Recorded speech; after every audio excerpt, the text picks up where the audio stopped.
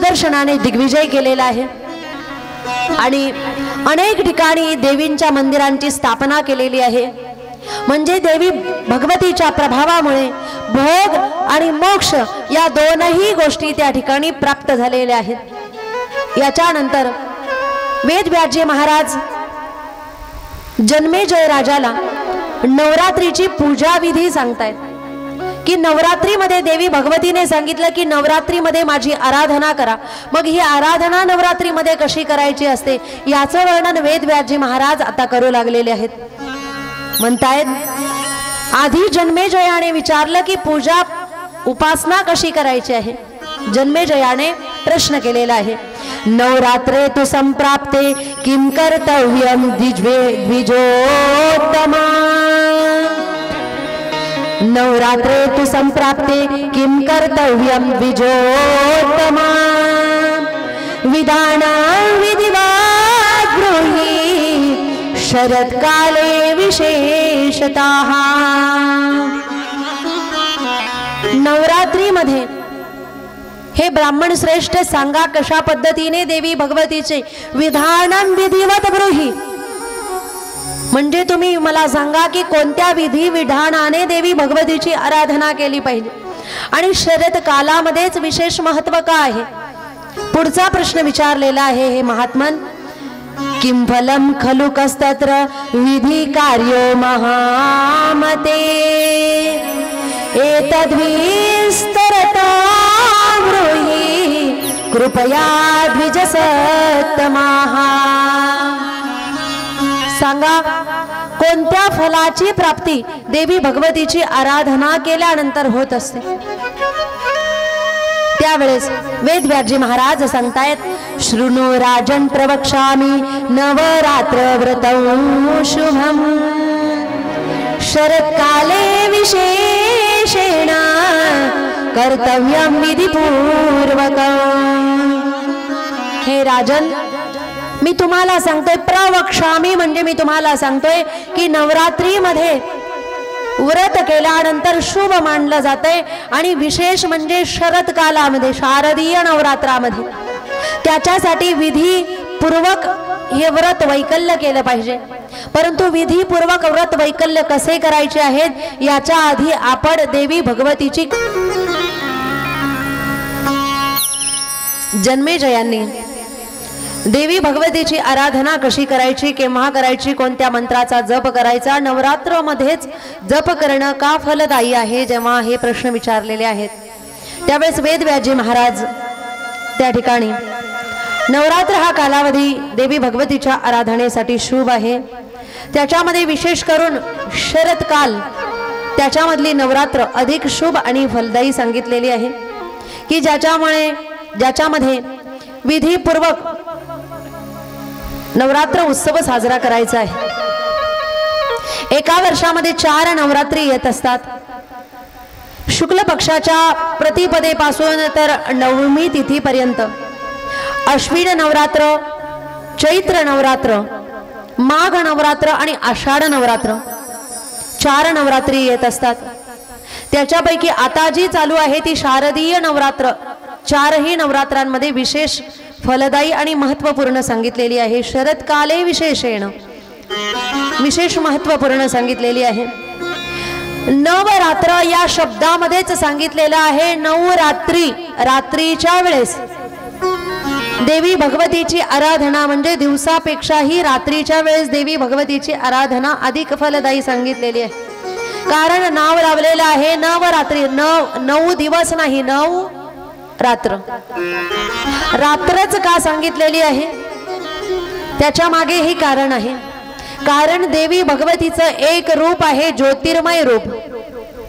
देवी भगवती आपल्याला माहित आहे की ज्वालाजींच्या रूपाने ही विराजमान झालेली आहे आणि आपल्या गावामध्ये विशेष महत्त्वाचं असं आहे की ज्वालाजी आणि वैष्णो देवीच्या इथून त्या ठिकाणून ज्योत लावून आपल्या गावामध्ये आणलेली आहे।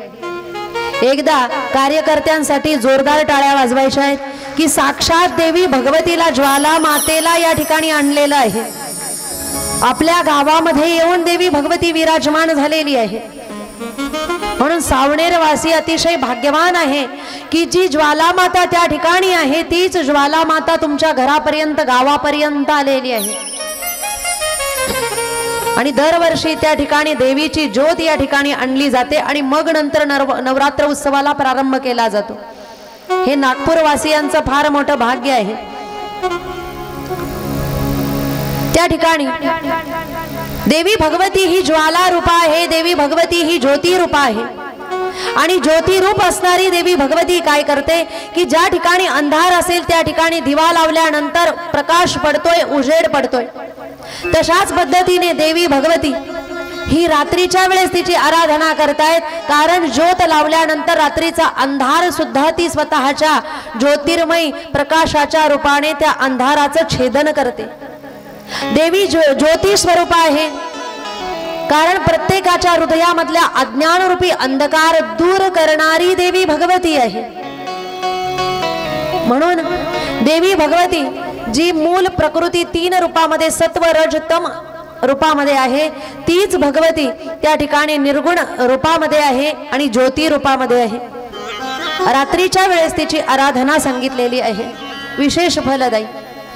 आणि या 9 दिवसांमध्ये जेव्हा नवरात्राला प्रारंभ होतोय त्यावेळेस नवरात्राचा उपवास जर कोणाला करायचा असेल तर त्या उपवासाला कोणत्या दिवसापासून प्रारंभ करतायत याचंही वर्णन करतायत वेदव्यासजी महाराज। नवरात्राच्या आदल्या दिवशी जी अमावस्या असते, घटस्थापनेच्या आदल्या दिवशी, त्या अमावस्येच्या दिवशी स्नान झाल्यानंतर सगळं घर जे व्यवस्थित केलेलं असेल त्या घरामध्ये ज्या ठिकाणी प्रत्येकाच्या घरामध्ये जे देवतांचं स्थान असेल, ज्या ठिकाणी देवांना ठेवलेलं असेल, खरं बघितलं तर नियमानुसार देवतांचं स्थान हे ईशान्य दिशेला सांगण्यात आलेलं आहे। परंतु ज्यांच्या घरामध्ये देवारा ज्या ठिकाणी असेल त्या ठिकाणची जागा जी आहे ती स्वच्छ केली जाते। अमावस्येच्या दिवशी स्नानादी कार्य झाल्यानंतर अमावस्येला फक्त एक वेळच भोजन केलं पाहिजे ज्यांना 9 दिवस उपवास करायचा असेल। आणि नंतर दुसऱ्या दिवशी जेव्हा घटस्थापना केली जाते त्यावेळेस घटस्थापना करत असताना घट मांडला जातो। घटच का मांडला जातो याच्याही मागे कारण आहे, कारण मनुष्यचा देह हा सुद्धा एक घट आहे। देवी भगवतीला घट स्थापन करायचा आहे, म्हणजे जणू मी काया वाचा मनाने हे देवी हे भगवती मी या ठिकाणी तुमच्या चरणावर स्थित आहे तुमची सेवा करण्याकरता, म्हणून आपल्या देहाचं प्रतीक म्हणून घट मांडला जातो। घट मांडत असताना नवरात्रामध्ये जो मातीचा घट मांडतायत तो मातीचा घट मांडत असताना धान्यावर मांडला जात नाही, म्हणजे तांदूळ किंवा गव्हावर तो घट मांडला जात नाही, तर तो घट हा मातीमध्येच मांडला जातो। जर कोणी गहू किंवा तांदळावर घट मांडत असेल तर हा नियम चुकीचा सांगितलेला आहे। आतापर्यंत जर माहीत नसेल तर पुढच्या वर्षीपासून क्षमा मागून देवी भगवतीचा जो घट आहे तो मातीवर मांडायचा आहे। मातीवरच का मांडला जातो, कारण देवी भगवती पृथ्वी स्वरूप आहे।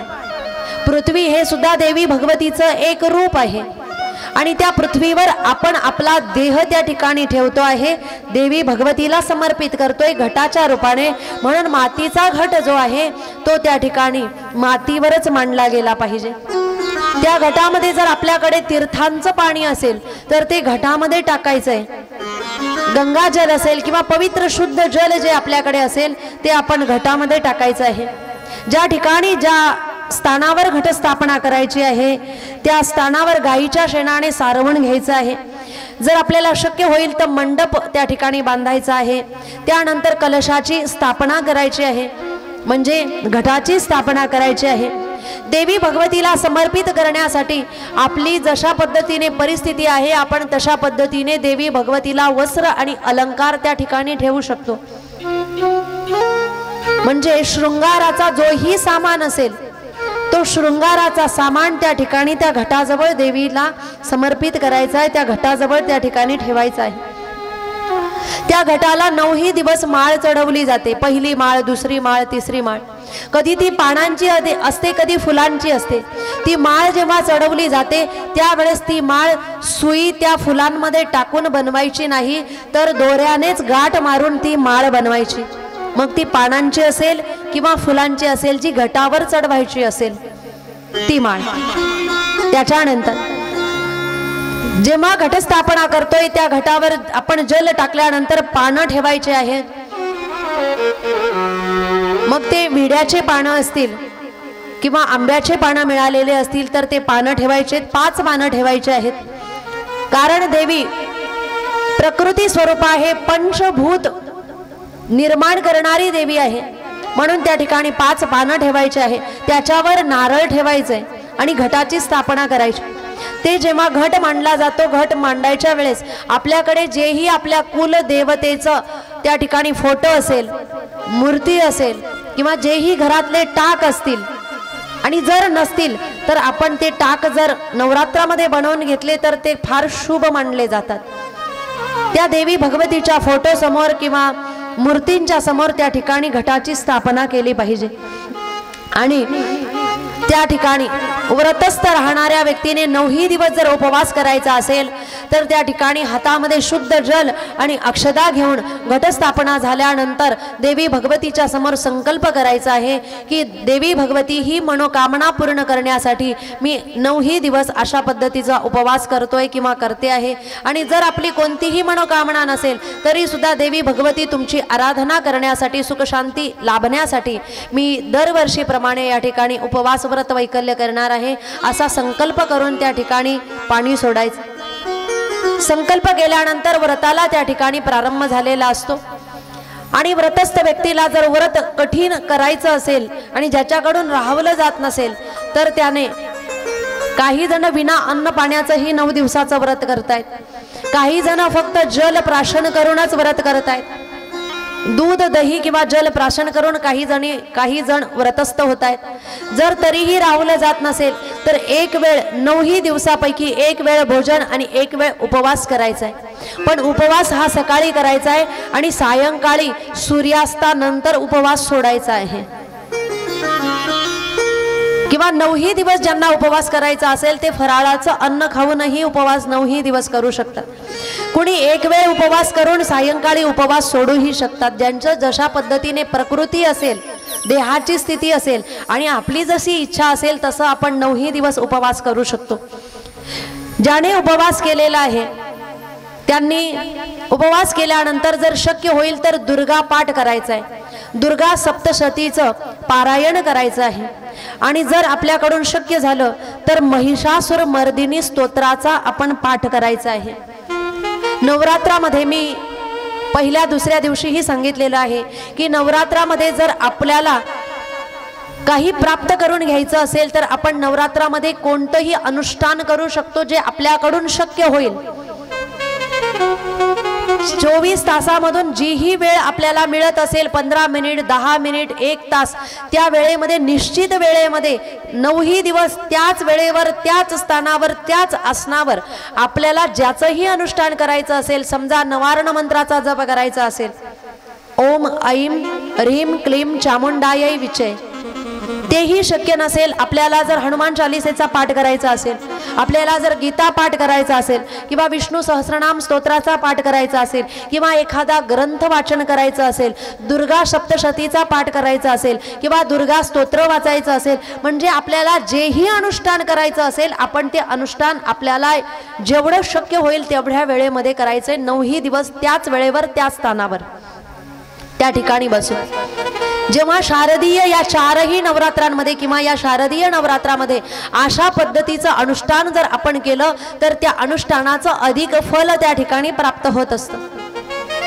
मी त्याही दिवशी सांगून गेली, परंतु आजही पुन्हा सांगते, कारण आज पहिल्या दिवसापेक्षा अधिक संख्येने आपण आलेला आहात। अनुष्ठानामध्ये आपल्याला जेही प्राप्त करायचं असेल आपण ते अनुष्ठानाने प्राप्त करू शकतो।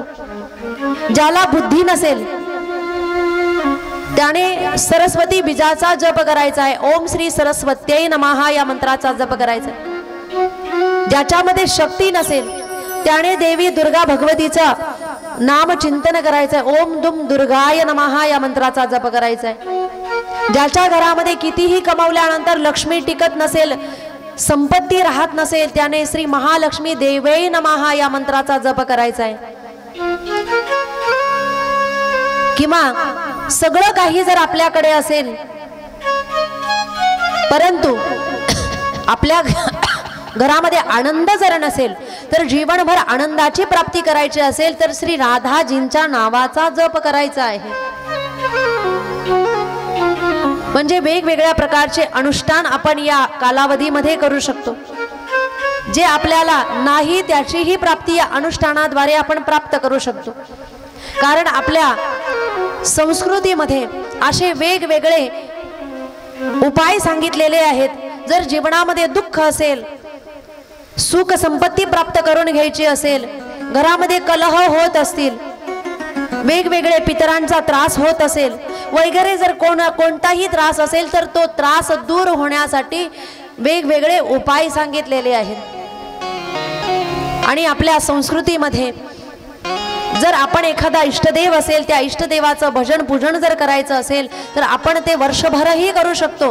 किंवा आपल्याला अधिक पुण्य फलाची प्राप्ती करायची असेल तर विशिष्ट कालावधीही त्या ठिकाणी अधिक पुण्य प्राप्त करून देणारा त्या ठिकाणी सांगितलेला आहे.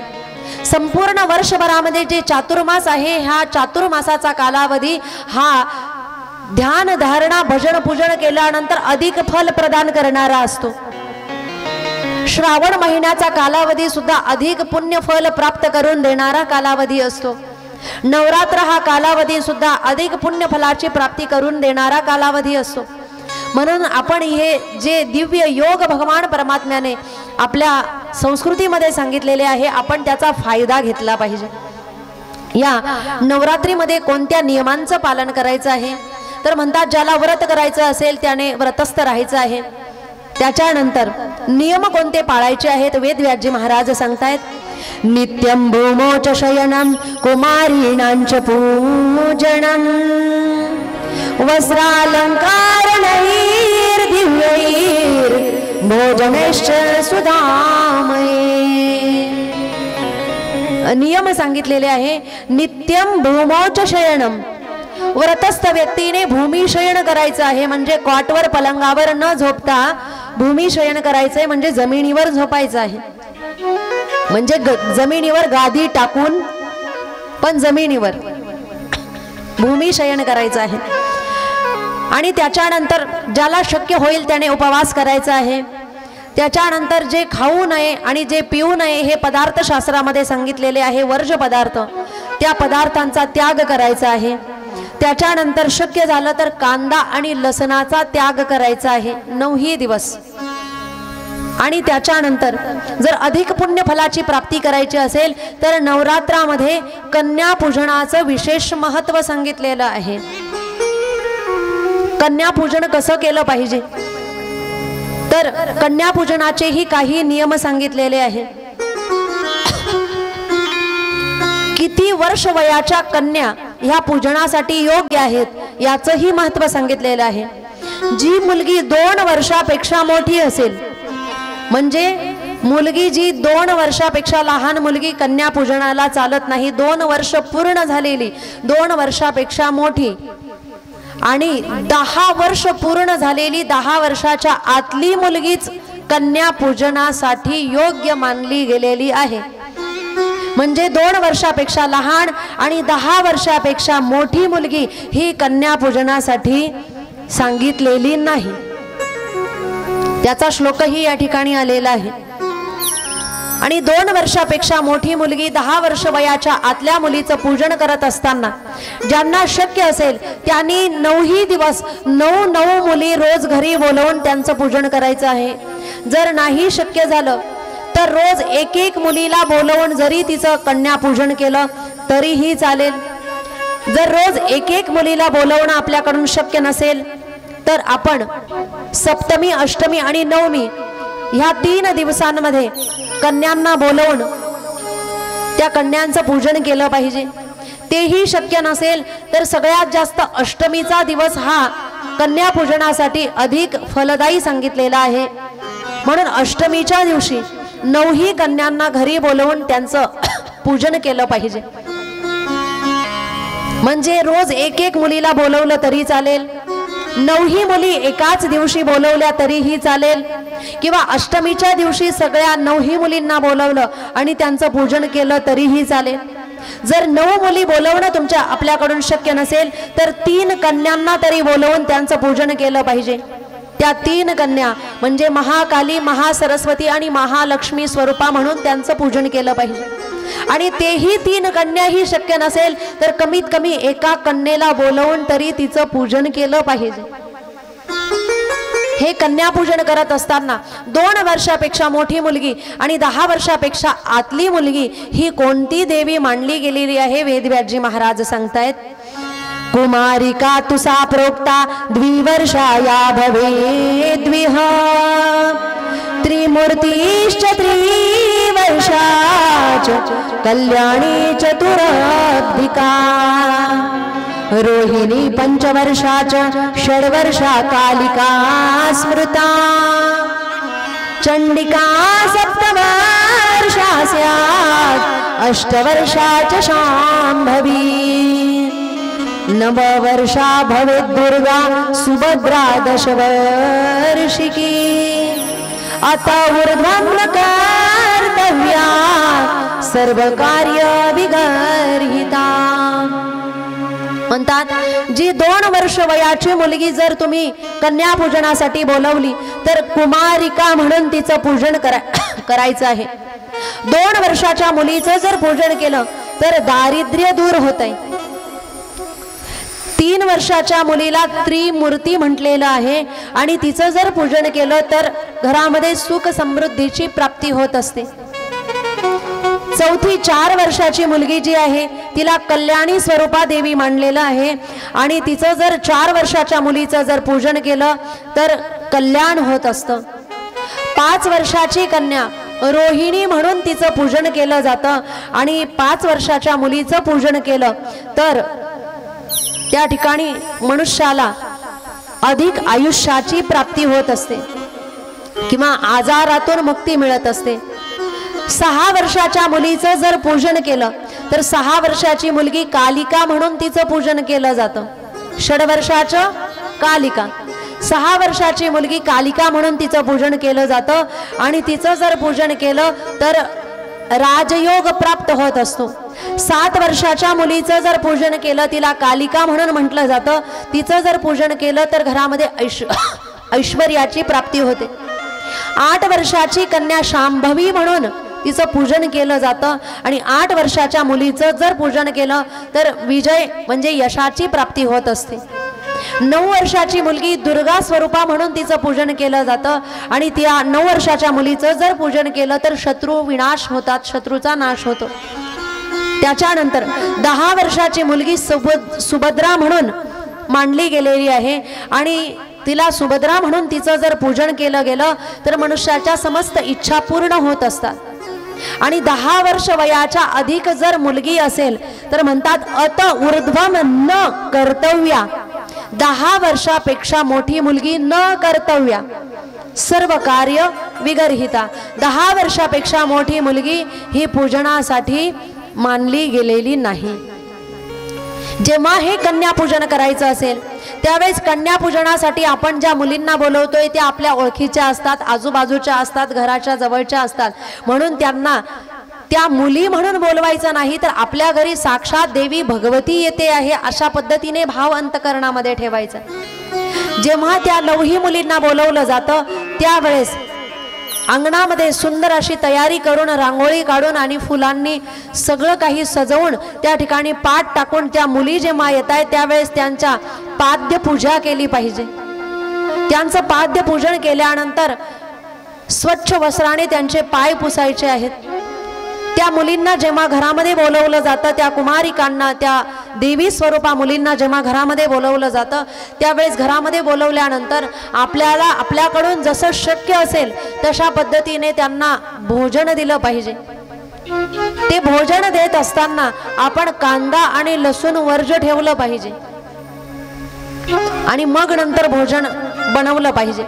आणि सात्विक भोजन ज्या वेळेस मुलींनी केलं, यथेच्छ भोजन केल्यानंतर त्या भोजनामध्ये महत्त्वाचा पदार्थ आहे खीर, कारण देवीला सगळ्यात जास्त प्रिय दूध आहे आणि खीर आहे, म्हणून आपण खीरीचा पदार्थ त्या ठिकाणी त्या 9 कन्यांना दिला पाहिजे शक्य असेल तर। आणि जेव्हा नवही कन्या भोजन करतील त्यांचं आधी हळद कुंकू लावून अक्षता टाकून पूजन करायचं आहे। आणि त्याच्यानंतर त्या मुलींचं भोजन झाल्यानंतर आपल्या जशी आपली परिस्थिती असेल तशा पद्धतीने आपण मुलींना वेगवेगळ्या भेटवस्तू देऊ शकतो। परंतु भेटवस्तू देत असताना काळ्या रंगाचे पदार्थ म्हणजे काळे वस्त्र, त्याच्यानंतर लोखंडी पदार्थ हे मुलींना भेटवस्तूमध्ये द्यायचे नाहीत। मुलींना भेटवस्तू देत असताना आपल्याला शक्य होईल तर आपण धन देऊ शकतो किंवा देवीची ओढणीही देऊ शकतो किंवा मुलींना जेही काही आपल्याला द्यायचं असेल ते आपण आपल्या परीने तो पदार्थ त्या ठिकाणी मुलींना समर्पित करायचा आहे, जेणेकरून त्यांना आनंद वाटेल आणि आनंदाने त्या मुली आपल्या घरातून आशीर्वाद देऊन जातील। जेव्हा हे नवही कन्या पूजन जे आहे हे केलं जात आहे त्यावेळेस कन्यापूजन केल्यानंतर ह्या नवरात्रीमध्ये अजून म्हणतायत की अष्टमीचा दिवस फार महत्त्वाचा आहे। ज्याच्याकडून नवही दिवस उपवास केला जात नाही त्याने सप्तमी, अष्टमी आणि नवमीच्या 3 दिवसांचा उपवास करायचा आहे। ज्यांच्याकडून ह्या 3ही दिवसांचा उपवास झाला नाही त्यांनी नवरात्रामध्ये जर शक्य झाला नाही तर कमीत कमी अष्टमीच्या दिवशी तरी उपवास करायचा आहे। कारण अष्टमीचा दिवस फार महत्त्वाचा सांगितलेला आहे। अष्टमीच का महत्त्वाची आहे याच्या मागे कारण आहे। वेदव्यासजी महाराज म्हणतायत पुराष्टभ्यां भद्रकाली दक्ष यज्ञ विनाशिनी प्रादुर्भूता महाघोरा योगिनी कोटिभिः सह। प्राचीन काळी जेव्हा दक्षाने यज्ञ केला आणि त्या यज्ञामध्ये जेव्हा सती आली आणि तिने आपला देह त्या ठिकाणी समर्पित केला त्यावेळेस तीच भद्रकाली नंतर जेव्हा या पृथ्वी तलावर प्रकट झाली त्यावेळेस प्रकट होण्याचा तिचा दिवस म्हणजे अष्टमीचा दिवस होता। म्हणून देवी भगवतीच्या आराधनेसाठी अष्टमीचा दिवस हा अधिक महत्त्वपूर्ण मानला गेलेला आहे। अष्टमीचा दिवस महत्त्वपूर्ण आहे। त्याच्यानंतर देवी भगवतीला नवरात्रीच्या 9ही दिवसांमध्ये नैवेद्याच्या स्वरूपामध्ये कोणते पदार्थ समर्पित केले पाहिजे। म्हणतात की प्रतिपदेच्या दिवशी गायीच्या तुपापासून बनलेले पदार्थ देवी भगवतीला नैवेद्य रूपाने समर्पित करायचे आहेत। द्वितीयेच्या दिवशी साखरेचे बतासे किंवा साखरेपासून बनवलेले पदार्थ नैवेद्य रूपाने समर्पित करायचे आहेत। तृतीयेला दुधाचे पदार्थ किंवा दूध समर्पित करायचे। चतुर्थीला मालवा म्हणजे गोड पुरी देवी भगवतीला समर्पित करायची। पंचमीच्या दिवशी केळी देवी भगवतीला समर्पित करायची। षष्ठीच्या दिवशी मध देवी भगवतीला नैवेद्य रूपाने समर्पित करायचे। सप्तमीच्या दिवशी गुळाचे पदार्थ किंवा गुळ देवी भगवतीला नैवेद्य म्हणून दाखवायचा आहे। अष्टमीच्या दिवशी नारळ किंवा खोबरं किंवा नारळाचे पदार्थ देवी भगवतीला समर्पित करायचे। नवमीच्या दिवशी तांदळाची खीर किंवा लापशी बनवून देवी भगवतीला समर्पित करायचे आहे। आणि दशमीच्या दिवशी काळ्या तिळाचे लाडू किंवा बर्फी जे तमोगुण दूर करणारे आहेत ते दशमीच्या दिवशी नैवेद्य रूपाने समर्पित करायचे। एकादशीच्या दिवशी देवी भगवतीला दही प्रसाद रूपाने दाखवायचं आहे। द्वादशीच्या दिवशी चिवडा दाखवायचा आहे। त्रयोदशीच्या दिवशी चणे दाखवायचे आहेत। त्याच्यानंतर चतुर्दशीच्या दिवशी सत्तू आणि पौर्णिमेच्या दिवशी खीर आणि अमावस्येच्या दिवशी सुद्धा नैवेद्य म्हणून खीर हा पदार्थ दाखवायचा आहे। जर आपण देवीचेच उपासक असणार आणि वर्षभर देवीची उपासना करणारे आहात तर कोणत्या वारी देवीला कोणता पदार्थ समर्पित करायचा आहे लक्षपूर्वक ऐका। रविवारच्या दिवशी नैवेद्य म्हणून खीर, सोमवारच्या दिवशी दूध, मंगळवारी केळी, बुधवारी दही किंवा लोणी, गुरुवारच्या दिवशी खडी साखर, शुक्रवारच्या दिवशी साखर, शनिवारच्या दिवशी गाईचं तूप किंवा गाईच्या तुपापासून बनवलेले पदार्थ हे 7ही दिवस जर देवी भगवतीला समर्पित केले तर नवग्रहांची जर कुणाला पीडा होत असेल तर तो त्रास या नैवेद्याने दूर होत असतो। त्याच्यानंतर मराठी महिन्यांमध्ये जे 12 महिने सांगितलेले आहेत त्या 12 महिन्यामध्ये त्या महिलांची ज्यांची काही मांडलेलं असेल आणि त्यांची इच्छा पूर्ण झालेली असेल त्याही महिला घटी बसतात, आणि ज्यांनी काही मांडलेलं नाही तरीही देवी भगवतीची आराधना करायची असेल तर त्याही महिला घटी बसत असतात. पण घटी बसणाऱ्या महिलांजवळ जर परडी असेल, काहीच्या घरामध्ये परडी असते तुळजापूरच्या देवीची, तर ती परडी उचलायची की नाही हाही प्रश्न अनेकांच्या पुढे पडतोय. अशा वेळेस 9 दिवसामध्ये परडी उचलली तरीही चालते. एकाच ठिकाणी परडी ठेवली पाहिजे असं काहीही नाही. ज्यांच्याकडे परडी असेल ते परडी उचलू शकतात. घटी बसणाऱ्या महिला जर एकाच ठिकाणी बसून त्यांना जर घट स्वतःला त्या ठिकाणी 9ही दिवस ठेवायचं असेल तर पवित्र अशा देवस्थानावर महिला घटी बसू शकतात आणि 9ही दिवस त्या ठिकाणी उपवास करू शकतात. कारण घटी बसणं हे बऱ्याच वेळेस आमच्याकडूनही बघितलं गेलेलं आहे. याच्या आधी सप्तशृंगी गडाच्या पायथ्याशी जी मूळ देवी आहे, जगदंबा देवीचं ठिकाण आहे वणी, ज्या ठिकाणी महाराजांचे देवी भागवत 7-8 वर्ष झालेले आहेत आणि गावामध्येही अनेक ठिकाणी त्यांचे भागवत झालेले आहेत आणि त्याही ठिकाणी 2-3 वर्ष मलाही सेवा करण्याचा योग आला. त्या ठिकाणी नवरात्रामध्ये घटी बसणाऱ्या महिलांना बघण्यात आलेलं आहे. घटी बसणाऱ्या महिला त्या ठिकाणी राहत आहेत. 9ही दिवस राहून त्या ठिकाणी पवित्र जलामध्ये स्नान करतायत. 9ही दिवस त्या ठिकाणी राहतात आणि जेव्हा 9 दिवस पूर्ण होतात त्या स्वतःच्या घरी जाऊ शकतात. परंतु त्यांना प्रश्न पडतो की जवळ जर परडी असेल कुणाकडे तर ती परडी हलवायची की नाही. तर घटी बसलेल्या महिला परडी हलवू शकतात, जोगवा मागू शकतात. जोगवा मागत असताना नवरात्रामध्ये उपवासाचेच पदार्थ मागितले पाहिजे असा नियम नाही. जोगवा मागत असताना ज्याने जो पदार्थ दिला तो पदार्थ त्या ठिकाणी प्रसाद रूपाने घ्यायचा आहे. म्हणजे ज्यांच्याकडे परडी असेल त्यांनाही कोणत्याही प्रकारची शंका मनामध्ये ठेवायची गरज नाही. घटी बसणाऱ्या महिला ज्या ठिकाणी देवीचं स्थान असेल त्या ठिकाणी जाऊन 9ही दिवस राहू शकतात. कारण माझा जन्म ज्या गावामध्ये झाला, नाशिक जिल्ह्यामध्ये चांदवड या गावामध्ये, त्या ठिकाणी देवी भगवतीचं, रेणुका देवीचं, देवी अहिल्या देवी होळकरांच्या हाताने स्थापन केलेली भव्य दिव्य मूर्ती आहे आणि फार मोठं देवस्थान आहे. त्या ठिकाणी 1000, 1500, 2000 महिला घटी बसण्यासाठी येत आहेत आणि घटी बसण्यासाठी येणाऱ्या महिलांचे नियम त्या ठिकाणी सांगितले गेलेले आहेत की पहाटे उठणं, स्नान करणं, मंत्रजाप करणं, उपवास पारायण करणं, हे जे नियम आहे ते घटी बसलेल्या महिला करू शकतात. घटी बसलेल्या महिला देवस्थानावर गेल्या आणि घटी बसल्या आणि तिथे जर घरच्या चर्चा एकमेकीजवळ बसून करत असतील तर घटी बसून काही फायदा नाही. म्हणजे तिथे आपला जो कालावधी आहे तो सर्व काळ देवीच्याच उपासनेमध्ये लागला पाहिजे. त्याला खऱ्या अर्थाने घटी बसणं म्हणतायत. म्हणून पवित्र देवस्थानावर जाऊन महिला घटीही बसू शकतात. हे सर्व नियम त्या ठिकाणी नवरात्राचे